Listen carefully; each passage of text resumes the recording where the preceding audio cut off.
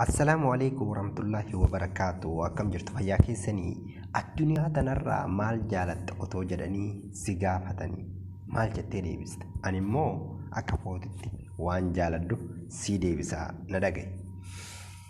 Addunyaa tanarraa ani shamarran Oromoo jaaladha. Sababni isaas haadha koo waan ta'eef, haati na deesse shamarran Oromoo waan taateef hunda isaanii nan jaaladha, nan kabaja. Haadha koo waan jaaladhuuf shamarran Oromoo illee nan jaaladha. Kana qofaa miti immoo innis shamarran Oromoo lafa nuti deemnutti kan nu jala haftee hin beekne, lafa nuti deemnutti kan nuuf deessu.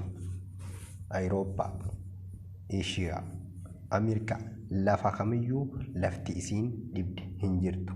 Kanaaf shamarran Oromoo baay'ee jaaladha, baay'ee kabajaa.